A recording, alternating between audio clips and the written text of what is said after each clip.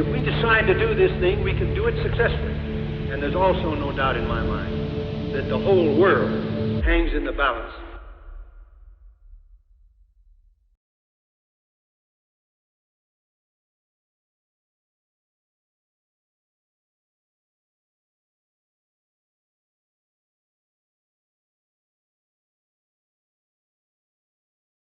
Hello, thank you so much for joining us today. I'm Clarke Lemay.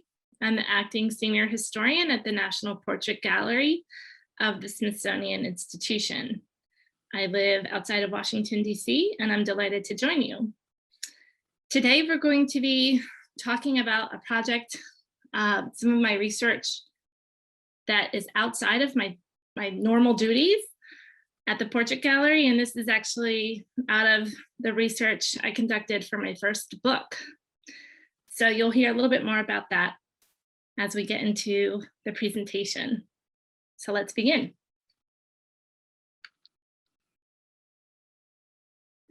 Today, nearly 90,000 American soldiers killed during World War II are buried in 14 war cemeteries.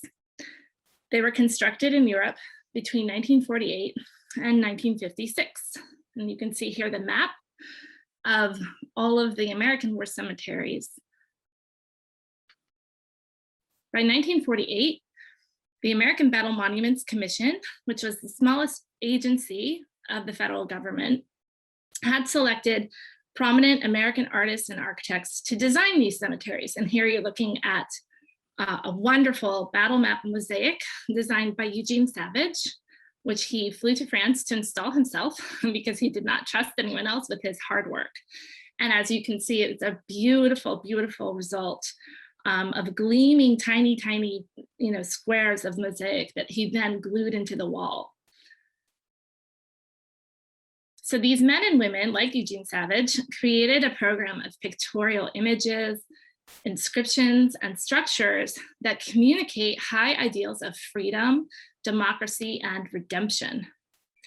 The ABMC, as I will refer to the American Battle Monuments Commission, it was led by Secretary Thomas North, and the ABMC thought that by creating these stunning landscapes of seemingly infinite number of graves, and then combining that landscape with impressive messages and stately works of art, would achieve an important monumental statement and everlasting reminders of American sacrifice for a mostly European audience. And it's very interesting to think about how these are American designed and they're war cemeteries that honor American fallen, but they're actually located overseas. So it's really interesting and important to keep in mind the fact that the audience is really not consisting of Americans, it's consisting of European visitors for the large part. I should also note that George C. Marshall was a member of the commission from 1946 through 1959. So he sat on the American Battle Monuments Commission, and he was very much a part of the design decisions for these war cemeteries overseas. The ABMC also imagined that the cemeteries would be platforms for influencing and supporting diplomacy, both in the day-to-day use of the cemeteries, but also for anniversary occasions. And here's just a photo that I took when I was in France during 2007 on Memorial Day at the Rhone American Cemetery, which is in Draguignan, which is in the southern part of France in Provence. So there are also cemeteries, I should do my due diligence and say that there's cemeteries that the ABMC sponsored and helped fund that are located across the world. Specifically, there's monuments in Hawaii and also an American cemetery in the Philippines. But for brevity today, I'm really focusing on American war cemeteries in Normandy. In my book, I argue that the American war cemeteries remain one of the most important material representations of American values and beliefs, especially because they're designed by Americans, like I explained, and they're situated on foreign soil. So I think of them as kind of diplomats. They're soft diplomacy. They are everlasting messages, but in art and architecture. So it's a little different of how we would think of cultural diplomacy, but I consider them very much as active agents. What I would like to do today is compare and contrast the American war cemeteries from World War II that are located in Normandy, like I said, with the nearby German war cemeteries from World War II, and present an argument about how both cemeteries affect French memory of World War II. So we're going to be looking at American as our sort of lead, but then juxtaposing them with German war cemeteries, and then asking, hey, what about the French? You know, what did the French think of these war sites? And I should say that, you know, in any work of art, the audience and the patterns of visitation, let me just go back, sorry about that. In any work of art, the audience and the patterns of visitations, they play a major role in understanding the meaning and value. So war cemeteries are no exception to how you would read an art object. Significant patterns of visitations to cemeteries, they demonstrate vernacular or personal kinds of feeling between nations. So for example, in recent years, the Normandy American Cemetery has hosted more than 1 million visitors a year. And the majority of those visitors are French. And here we're looking at some very early on photographs of the American war cemeteries in Normandy, just immediately after the bodies were buried. So if you start in clockwise pattern at the top right, you can see how the graves are very much still mounds in the earth, and that these French women are decorating the graves. They have baskets of flowers. You can kind of see them propped on their hips, and they're putting little flowers on every grave. On the bottom is a group of American GIs, as well as French civilians that have come to pay the tribute and commemorate the life of Theodore Roosevelt Jr., who died during the Battle of Normandy in July 1944 of heart attack. He was the highest ranking official during the Battle of Normandy to die. And then on the top left, you see an elderly woman sitting, you know, but paying homage to, again, to the fallen American soldiers. So these pictures really inspired me to start thinking about French reception and French visitation of these war cemeteries. So fast forward to today, and you know, we're thinking about more than 1 million visitors a year in the Normandy American Cemetery. I mean, that is a sheer number that allows us to conclude that these cemeteries really do stage Franco-American relations. So I want to consider also how repatriation played a role. So here's an, if you're not familiar with the way that the war cemeteries kind of logistically worked, let me just brief you right now. The United States was the only nation to offer repatriation after World War II of the fallen soldiers. So they asked families whether or not the families would like to bury their fallen soldier or nurse in some cases in the overseas cemeteries, so in Europe, or bring them back. And so the majority, actually about 70% chose to have the bodies remain in Europe. But here you can see a troop ship loaded with the flag-covered coffins of fallen soldiers, and it's departing from Cherbourg. Repatriation is also one reason why the cemeteries in the early part were sort of these grids, right? And then you had to take out the bodies from the ground, and the cemetery shape would start to shift. And after all of the repatriation was completed by 1949, then the architects came in and really rethought and redesigned the landscape to make them the cemeteries that we are more familiar with today. But I do like to look back and think about, you know, the beginnings of this process. Here we have the architects and sort of the final product, if you will, of the Normandy American Cemetery. You can see the architect was John Harbison, and he was from this firm of Philadelphia, H2L2. And the sculptor, you see how I've listed on the left, sculptor, map artist, ceiling mosaic artist, and landscape architect. This is all a team, and they were trained in what's thought of as the Beaux-Arts system. So they were trained to be part of a team, but working towards one united plan. And so that was the American approach to designing these cemeteries. Of course, the graves are the main design element, but you see the statue that Donald DeLue designed. It's of a young man, you know, rising above the waves, ascending to heaven ostensibly. And you see the arcade, and that's very strict, kind of stripped down modernism style with very little decoration and just very strict planar architectonic lines that frames the battle maps, which are on the sides, and the courtyard, where of course you have diplomatic, you know, gatherings and events. The German War Graves Commission in German is called the Volksbund Kriegsgrabe für Soja. So the Volksbund Deutsche Kriegsgrabe für Soja I refer to as the VDK, just to spare us all my terrible German.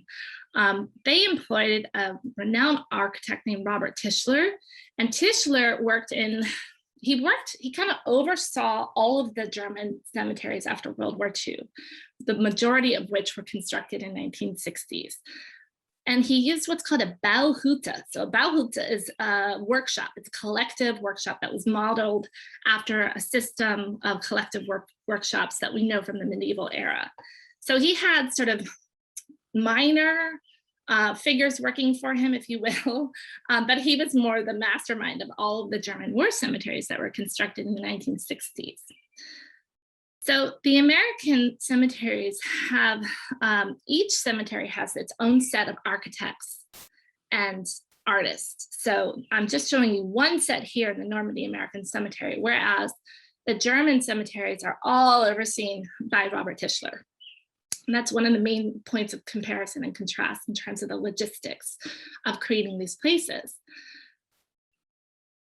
The American cemeteries, they all have within them separate works of art, like you see here, you know, the arcade, the colonnade, the landscape design with the graves layout, and then the sculpture and the battle maps. So those are all different, but they're actually the same set of design elements in each cemetery that the ABMC sponsored. So all 14 cemeteries in Europe have these design elements. Move forward here.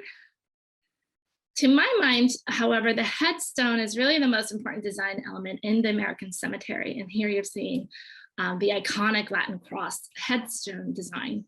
It stands about 3 feet above the ground. It's a little more than 1 foot wide. What's interesting is it's anchored beneath the ground about 3 feet through a web of engineering. So there's this long kind of log that is invisible to our eye because it's 3 feet underground. And it keeps all of the headstones ramrod straight. So the engineering is pretty remarkable. The Star of David is the other type of headstone that's used in the American war cemeteries overseas.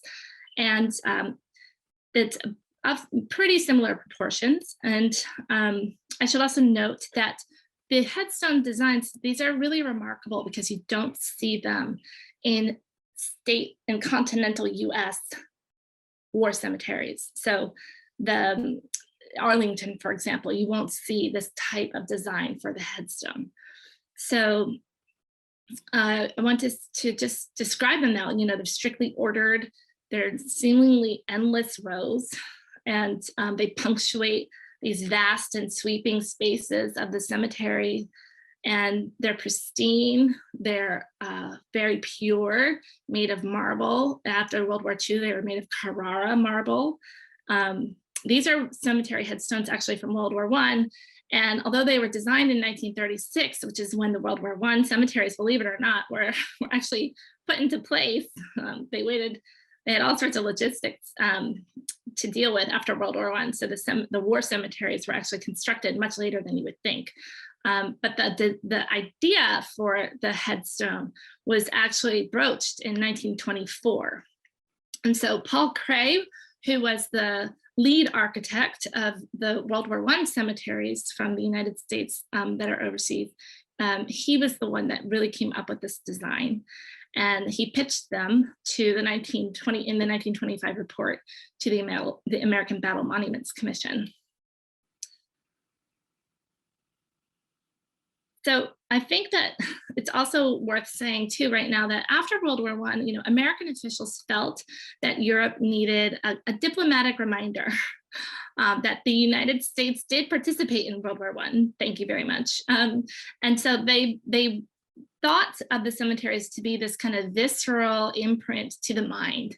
And that is where the tradition of American war cemeteries from World War I and World War II started. It was with that impulse that, we actually need to remind Europeans that we were part of World War I.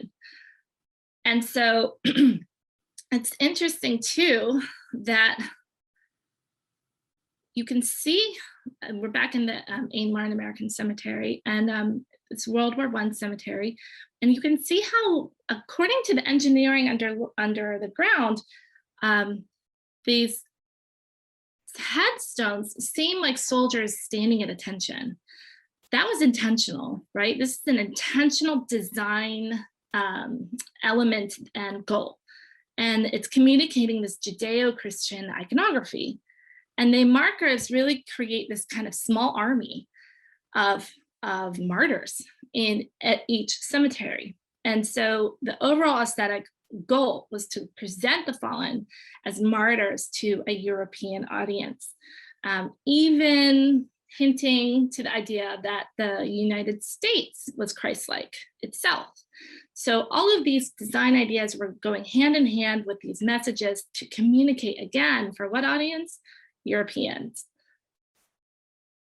Okay, so if these soldiers were martyrs, they're part of this larger national collective, identity that the United States was embracing, specifically through the American Battle Monuments Commission. Let's go to look at the identifying information on the headstone. If you look at the inscriptions, on the left you have a headstone from World War I, on the right from World War II. You see the name of the fallen, their rank, the military service, the state of residence upon joining the military, and the date of death.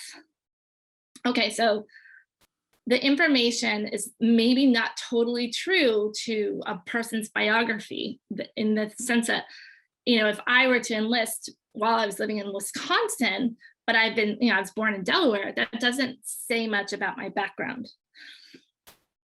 By contrast, even though it's also for a collective, a national collective, the Commonwealth headstone achieves a much greater degree of personalization because it describes the age upon death. And so you see for Jansen, who died on the 12th of August in 1944, he was 24. More importantly, at the bottom of these headstones, you can see a 60-letter epitaph that was chosen by the next of kin. So Jansen's parents decided to have engraved on their son's headstone, "Well done, son, dad, and mummy." I find these so moving because you get a sense for the love and the loss. You get a sense for the identity of this person that died during war. So the American headstones, by comparison, they lack this individualization. And I just find that interesting. It's something that I think the ABMC is working now to recover the individual stories and the biographies of the soldiers and nurses that are buried. But at the time, in the mid-century, the focus was the collective identity, not the individual. And it's also interesting compared to other countries. So on the left, you see the French headstone. And so Leon Colin was his surname. It says with which regiment he fought. And then at the bottom, it says Mort pour la France. So that means died for France. And the death date of the French, it's flipped the dates and the months. So it's not September 4th, it's actually April 9th, if I'm reading that correctly, from 1950. And the German, you can see this is two Germans are buried under this one flat headstone.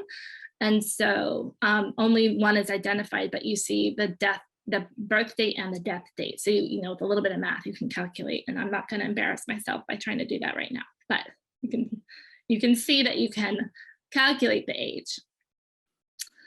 Okay, so there's this kind of martyr ideology, but I am arguing that the martyr ideology was not the goal of Robert Tischler, the head German architect, and the VDK.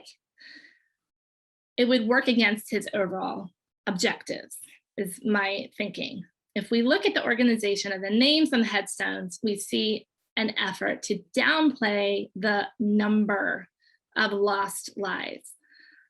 So on the left, you see the same headstone that I was looking at earlier. It's more like a head tablet because it's sort of sunk into the ground. And that's from Lacombe German War Cemetery. And on the right is another German war cemetery named Orgland.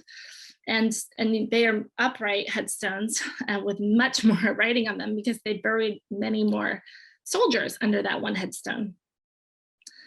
The pairing of the fallen, it's especially obvious when you compare this German approach to the great emphasis on the individual grave, which you see in the American war cemeteries, the French war cemeteries, the Polish war cemeteries, the Commonwealth war cemeteries.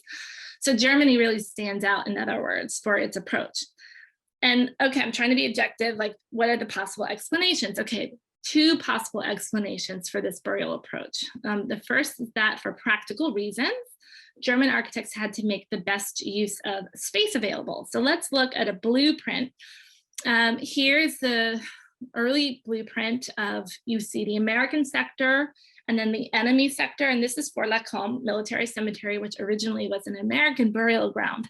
And the American Graves Registration Services really buried most of the known Germans, soldiers, fallen German soldiers with identities that we have to this day. It's really interesting to look into the history of the American Graves Registration Service. So if you look at the blueprint and the aerial view at the top right, you can see that there's some space allotted for the German burials. Perhaps the German planners didn't know the final number that they would be burying, and they tried to be conservative in their layout. I think this could be, quite likely because the Germans were working with what the Americans did here in 1944, 1945, 6, and then they came back in the 60s, 20 years later, and they just didn't know the numbers really that they were going to be dealing with. They did have very good records though, so there's the counterweight to that argument. Here's another view. You can see the temporary American and German cemetery at Lacombe. This is in Normandy. Here's the service. This is the report of internment, the record keeping from the American Graves Registration. And then this is an example. They didn't know who that German soldier was, so they buried him, but then someone later figured it out and tacked on an identity plaque. So the AGRS, again, was doing some really interesting work. It's interesting to think about how, this is a little confusing, but on the right, the plan for adding graves to Lacombe German Cemetery. This is a blueprint from Kassel, Germany. They have the archives of the VDK. And if you see the black dot, that's actually where the, I want to say, Germans were buried. They also denotes the original grave made by the American Graves Registration Service. So you can kind of see how they were working on top of the previous work. But there's a group of, let me go back to the chronology. The American Graves Registration Service, they laid out the German war cemeteries in Lacombe, Marigny, and Orgland in Normandy, I'm speaking about only. And then they followed this protocol to bury the dead in the individual graves. But it was not until 1952 that the VDK obtained Allied authorization to construct war memorials within Germany, and this included formal cemeteries. They then introduced formal designs, and finally, were able to build. This is the Lacombe German War Cemetery under construction in the end of the 50s, and most of them were dedicated in the 60s.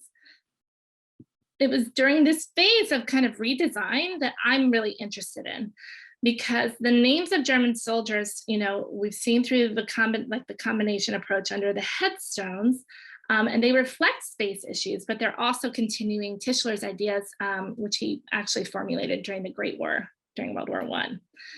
And the aesthetic is, of course, working to downplay the number. If you look at Orgland, you can see how there's several lines of inscription on the headstone, and that shows you that there's 3 people, maybe more, buried under one stone. Oops, sorry. Handling my phone over here. So designing a landscape with fewer headstones downplays the number of German soldiers that fought under tyrannical forces of the Nazi regime. It's interesting to think about how this design softens the numbers that are visible to the naked eye. So instead of all these American headstones that have one headstone per burial that create these endless rows, you have a fairly seemingly sparsely populated cemetery that the Germans designed. So I think it's interesting too that here in the Lacombe War Cemetery, you see the Maltese cross, which is that's just decorative. That those rows of 5, those are just sort of design elements, that they're not marking a specific grave. They don't have names on them. Instead, you have the landscape sunken into the land, the headstone of the German soldiers. So the American approach is almost to boast about the numbers of soldiers who died during World War II, but the German approach is really to hide the numbers and from World War II.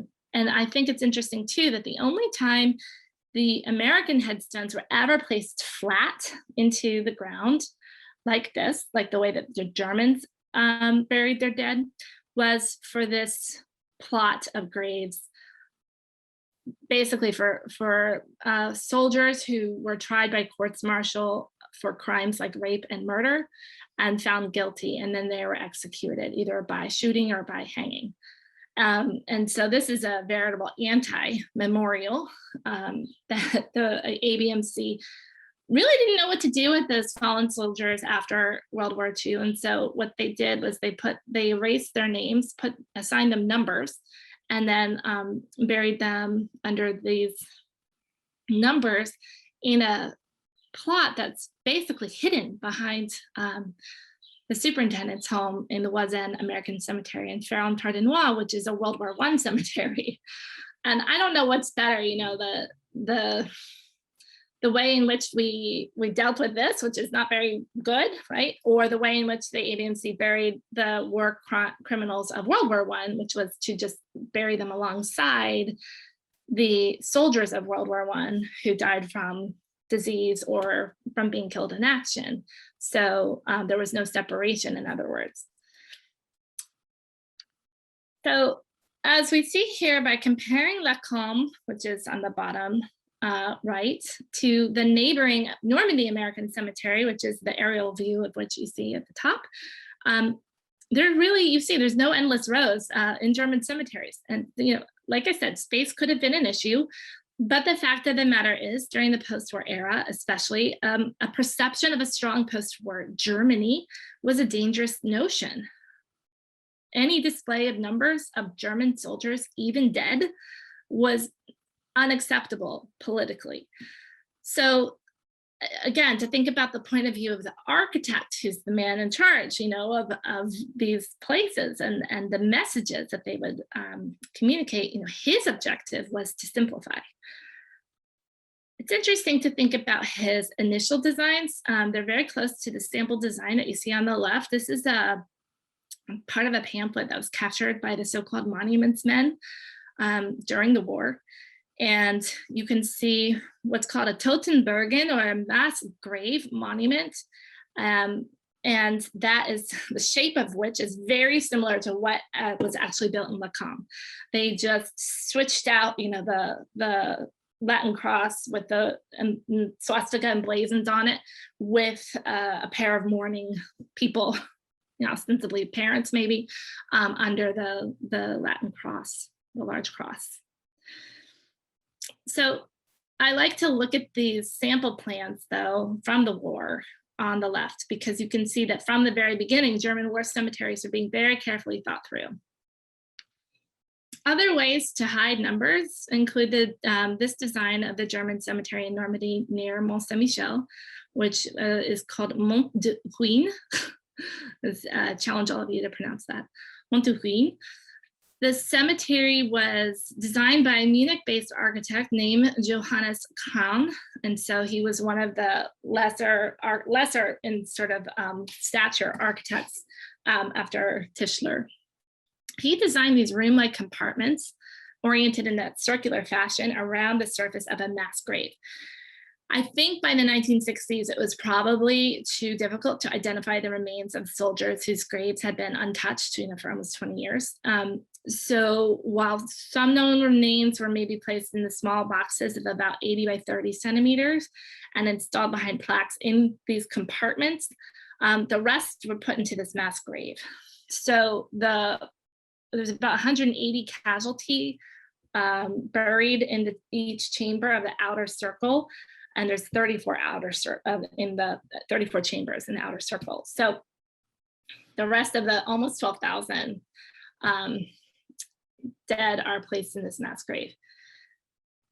Insofar as the landscape design, if we turn to the endless rows of the American War Cemetery, which you see in the top left, to the Lorraine American Cemetery, and these are just other shots of the monuments that mark the Rhone American Cemetery in the top right, designed by an architect named Henry Toombs.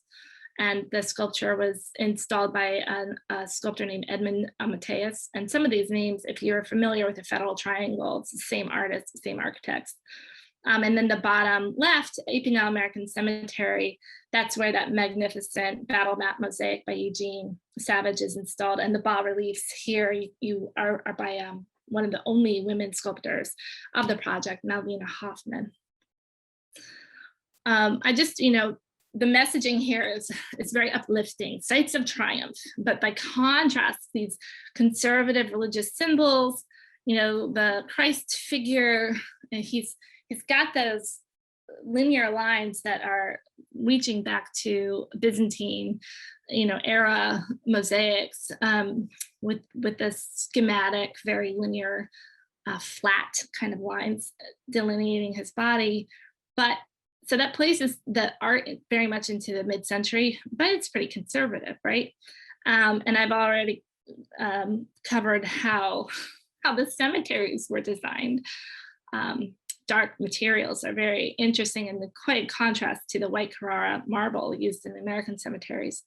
I would say that, the creation of the German War Cemetery must have been much more difficult in a way than creating the American War Cemetery because of the limitations that were placed on the German nation. We have the American Battle Monuments Commission, which is funded by tax dollars, but the German equivalent is private.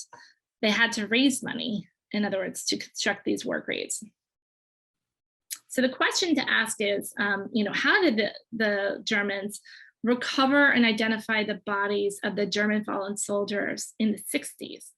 And I found this really interesting. There's this man named Wilhelm Finzel, who put together like an album in the archives of the Volksbank Deutsche Kriegesgrabesversorger in Kassel. I mentioned it earlier. And he basically disguised himself as a tourist in 1955 and started walking all around Normandy and making notes and taking photographs and making sure that he was creating a roadmap, if you will, of where to find the unknown, quote unquote, unknown graves. Clearly they were known, but only known by local French people, maybe by some records that the Germans were keeping too. So the Germans had to depend on local French knowledge as well as their own to figure this out. And you can see these unkept graves. You know, the French people were not about to care for German graves. And it was just a kind of an interesting archival find. Great research. So after thinking about the different approaches involved in creating these war cemeteries, I was wondering, well, what about the French? You know, how did they visit these places in the immediate post-war? Here's a couple more shots from that album. I just thought they were so interesting. In the 1940s, some of the French population still living with the memory of Nazi occupation, they protested the construction of German war graves. But the thing is, Norman French have wrestled with their own war experiences. So here I'm showing you how across Normandy, buildings were bombed by Allies, and the French had to live with that. On the left, you see Lucette Lobby, who remembered, June in D-Day in early 2004, and said, 7 members of my family were killed during the bombardments. So the French really suffered. And we see reminders of these difficult experiences. This is during field research that I was doing in Saint-Lô, which is one of the major communications crossroads of the Norman Peninsula, of the Manche. And it was just very sobering to find their civilian cemetery. So it says, it's hard to read because the inscription has been gilded, but it says 9 bodies, and then the location, Rue de la Herbaudière.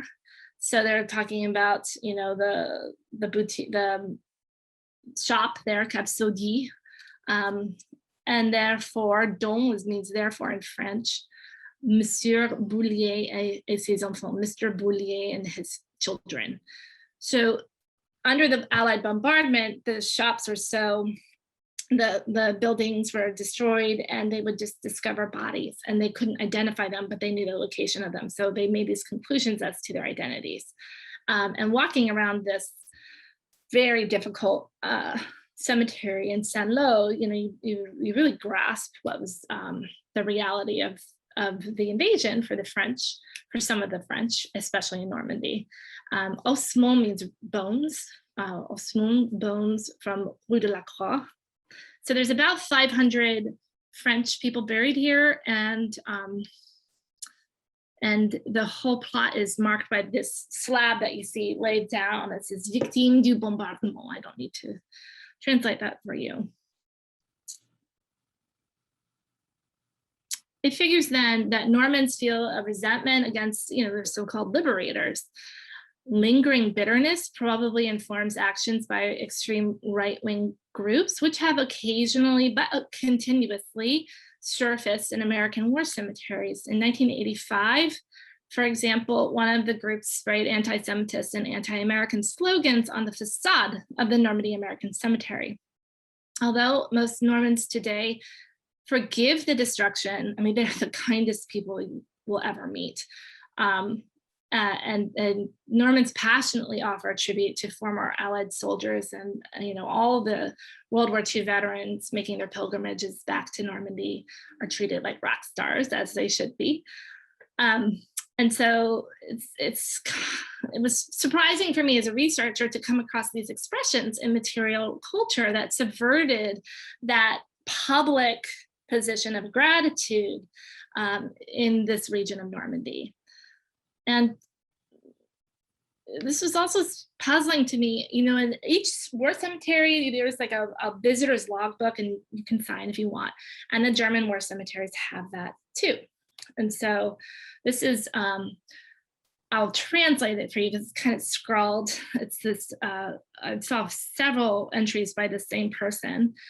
And it reads, "You brave German soldiers, you killed less French than our quote unquote allies, the Ricains." So Ricains is like French slang for Americans. And then he lists, how many French died in Caen and Saint-Lô and Condé and Rouen and Le Havre. And then he wrote, I witnessed the landings in Hermonville. So yeah, it's a little like out there, but I did think it was interesting to note that there's this kind of simmering resentment, if you will.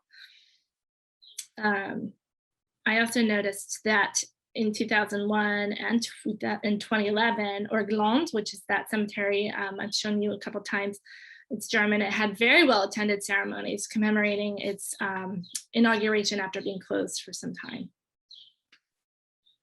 So let's back away from these details and look at the big picture.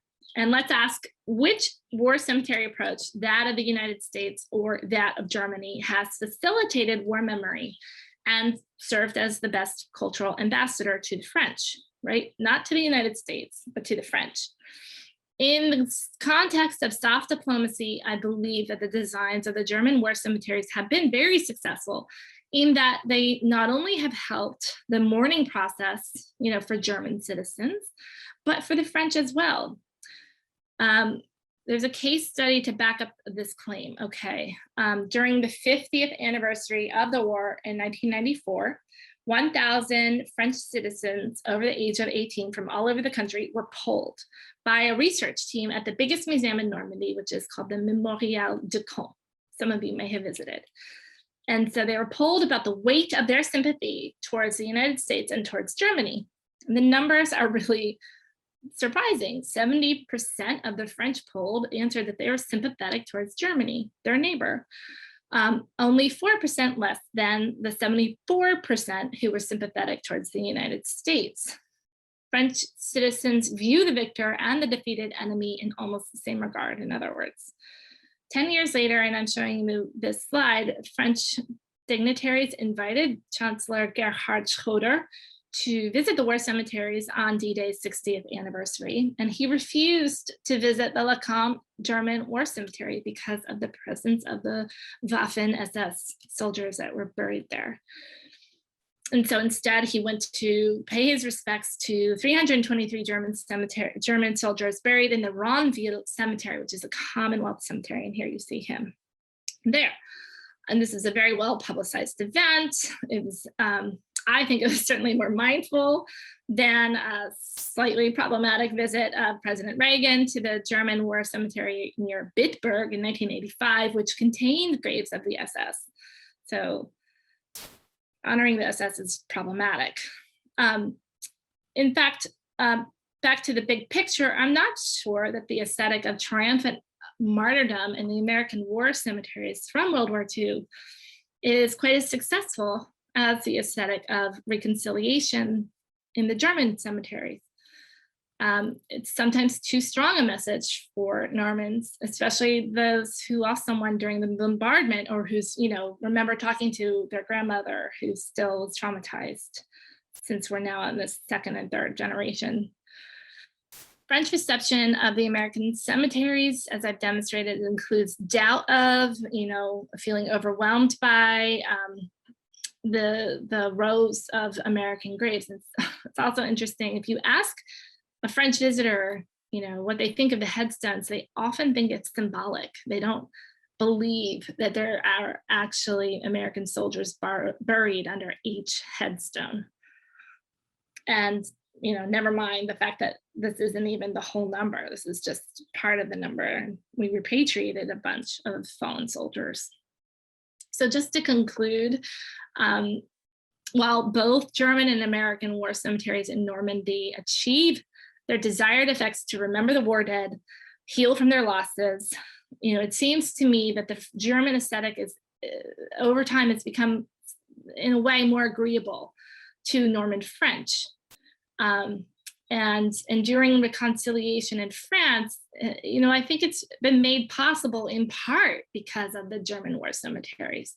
I'm not agreeing with it. I just think we need to pay attention to the design and the principles of strategy that Tischler used, as well as the messages and the intentions, in the mid-century, and how well those messages are faring to this day. And so I thank you so much for tuning in, and I would love to hear any questions. If you have any questions for me, feel free to email me at lemay@si.edu. Thank you.